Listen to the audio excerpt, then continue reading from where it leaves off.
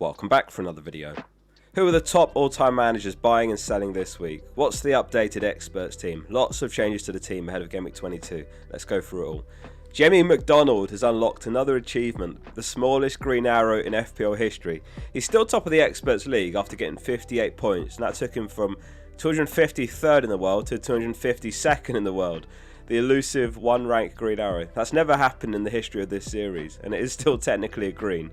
Did you manage to beat the average expert score of 52 points? Again, it was a lower scoring week by them, only 4 points above the global average, but it's only a matter of time, isn't it, until they have some of those huge weeks in a row again. There's already one other expert that's in the top 1k with Jamie, and there's 5 others in the top 10k already. Hit subscribe so you can follow the top all-time managers data over this season to help you do well. For Gameweek 22, 30% are going to roll, exactly a half are making 1 transfer, 16% are making 2 transfers and 4% are making 3. Only one -4 hit taken this week. No chips active this week either again. I've got a feeling we could see a few wildcards activated in Gameweek 24 to capitalise on those fixture swings for the likes of Chelsea, Man United, but chips are largely going to be saved for the double and blank game weeks later on. So when is the next double game week? Gameweek 26 is a really strong possibility. It relies on Arsenal beating Chelsea in the League Cup semi-final second leg. They're winning after the first leg and they play at the Emirates as well on the 2nd of February for the second leg. If that happens, then Arsenal play the final on the 22nd of March, and that clashes with Gameweek 31, meaning that league game becomes a blank and it has to move. And that's when Arsenal play against Wolves, so they would have to move that fixture and it becomes a double for Arsenal Wolves, and they would likely move that game forward to Gameweek 26, creating a double Gameweek 26 for Arsenal of Brentford away and Wolves away, and for Wolves it would be Forest away, Arsenal home. So that would be an insane double game week for Arsenal, wouldn't it? Man City won their first leg as well, so if they reach the final then they'll also blank in Gameweek 31 along with Palace. So why can't Man City double in Gameweek 26 as well? Well, it's because Crystal Palace have failed to reach the top 8 in the Europa Conference League, and if you recall, the top 8 teams in the European competitions don't have to play playoffs. Palace do, which means they don't have a free midweek in Gameweek 26 for that potential double. So they and Man City would double much later. Arsenal, on the other hand, are top 8 in the Champions League, and Wolves aren't in Europe, of course, so both have got that space to double in Gameweek 26. The postponement might go into another midweek, but based on how the Premier League historically rescheduled games, this would track double Gameweek 26 on the cards currently. If Man City's game is postponed, then in their case, they would likely double in Gameweek 33 with Palace, and that's going to be the biggest double game week of the season, with other teams doubling there as well due to the FA Cup. As always, I'll keep you up to date on the content over the next few weeks. It's just worth mentioning now because obviously Arsenal are now heavy favourites to reach the League Cup final after winning that first leg at Stamford Bridge. Also, it's Game Week 22 now, so that's potentially 5 game weeks until the double. So that's the summary of the doubles. Who are the top all-time managers buying and selling this week?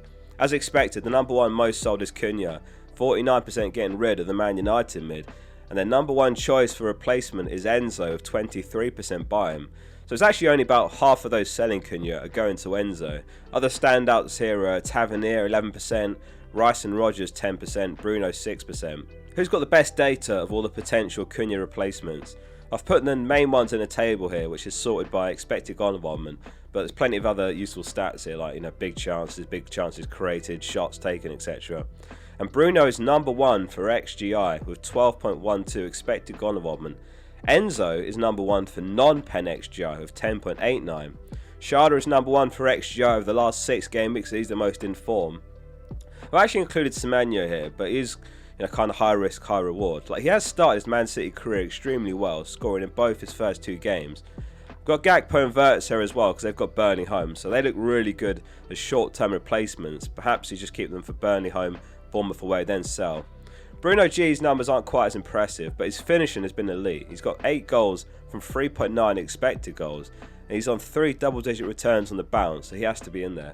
And Rogers is actually the worst on the list here in terms of XGI this season, but like Bruno G, he's been an elite finisher. He scored 7 goals from 3.4 XG, plus I think it's 5 assists, so it's a really strong list. And the thing with Rogers is he's a 90-minute man every game.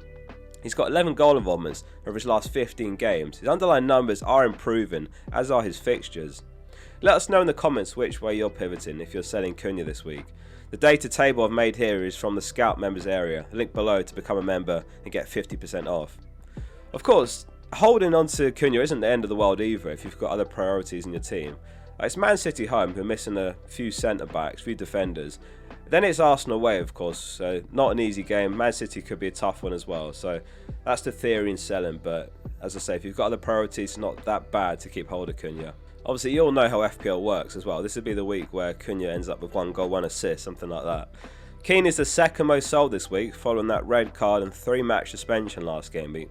And then it's Minte, O'Reilly, Semenyo, Raya and Dorgu. So yeah, Enzo's the #1 Cunha replacement by the experts, but he can be a frustrating pick. Like, I owned him earlier in the season myself, and he's one of those that can put up fantastic numbers but underperform on them.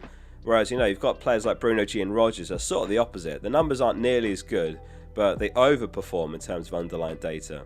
But yeah, Enzo, he is capable of going on a run of multiple double-digit returns. We've seen it time and time before. Chelsea, of course, are a bit of a question mark as well, with Rosenior taking over mid-season. Like, who's going to actually emerge as the best picks under him tactically? Captaincy next, and Haaland's the #1 captain choice this week, 87% backing him. And then it's Ekitike with 11%, Wirtz 1%, Saka 1%. A slightly concerning quote from Pep in his League Cup presser a couple of days ago. He said, "Hopefully Marmoush comes back soon to give Haaland a rest. Erling is exhausted." And Marmoush did go on to get eliminated from AFCON, so he and Salah are on their way back now. He'll start against Man United, of course. He definitely plays him there, so that's fine. Albeit he could be knackered, so maybe that'll affect him, maybe not. But will he get the Wolves home game?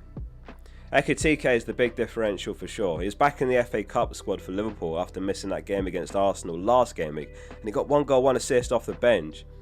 So hopefully this all lines up for us Ekitike owners for a start in Game Week 22. There's a nice 5-day gap as well from that FA Cup game to their Game Week 22 fixture, so that's encouraging as well. FPL review projections on the default minutes. I've got Haaland just top on 6.2 points, Szoboszlai on 6.0, Ekitike 5.9, and Gakpo and Wirtz 5.7, Saka 5.3. The only thing with Szoboszlai is this week his penalty share is basically around 100%. Salah probably back in Game Week 23, and that's when Szoboszlai's appeal massively drops off because his penalty share will be 0% basically. Are any of you guys not captaining Haaland this week? We'll have the usual Captain Poll up on the channel page on Friday morning, but let us know below what your plan is. Moving on to the experts team next, and there's a few changes to the team. It's Raya in goal. It's a 3-5-2 with Alderete, Gabriel and Chow at the back. In midfield it's Foden, Enzo, Saka, Wilson and Rodgers, and up front Ekitike and Haaland. And it's a strong bench as well. It's Dubravka, Anderson, O'Reilly and Gue this week as well.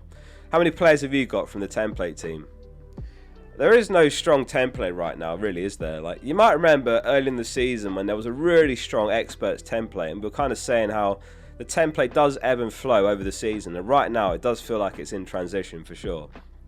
The best Arsenal triple up is quite unclear, I think. Like, Timber and Rice look great, Saka looks great, Raya, if he can go on a run of clean sheets, he'll be amazing value for what he costs. They actually are slightly higher ownership than Raya as well, Timber and Rice, but obviously the aim of the experts template team is to pick the highest owned team. So Rodgers over Rice, for example, given they're only 1% apart, if that makes sense. Whereas in goal, Verbruggen is the second most owned keeper besides Dubravka, but he's 10% lower than Raya. Chow, Enzo and Rodgers joined the team this week.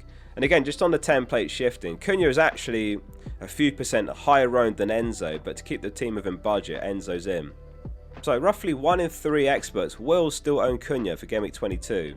Foden's still at 93% ownership among the experts, but I think he could be the next big name that drops out in a couple of game weeks after that Wolves game. And we could see Thiago coming back into the template team with Ekitike dropping out soon. Next up, final thoughts and tips. Sticky FPL says, I really wanted to bring in Palmer for the start of Chelsea's good run this week, but with fitness doubts persisting and questions over the new manager's setup, it's a wait and watch from Chelsea till Game Week 24. 3Pal says, I'm going to wait with transfers at least an hour before the deadline, hoping for some City team leaks. If we get an information that Semenyo starts, I'm going to hold him and most likely roll, and if he's benched, I'm probably going to sell him to Enzo. Ben Coleman isn't sure which Chelsea assets are the best right now either, so he's planning to wait a little bit longer. I would have liked to make a couple of transfers this week to bring in Chelsea players ahead of their great run of fixtures, but with a new manager in place and still some uncertainty about what the team will look like, I'm going to leave it till Gameweek 24. Harry Tennant says, I'm yet to make a transfer pending pressers. It will either be Bruno or Enzo.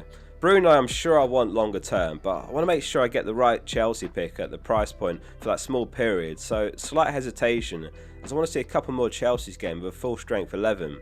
Also rumours Enzo's unhappy with management changes. He won't be sold, but will his minutes to be affected? Captain will either be Haaland for safety or a punt on Ekitike. Although Brentford is back soon, I'm leaving Keane to rot my bench for now. Too many important transfers to use in the coming weeks. Benjamin says, FPL is wild. 1 minute you're thinking about a wild card, the other you're thinking of rolling the transfer. Don't let your emotion run over your best play.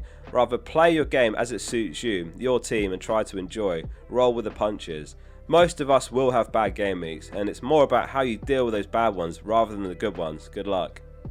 Thanks very much for watching. Hit subscribe so you can benefit from the top managers data every week to help climb the ranks in mini leagues. See you soon for the next one.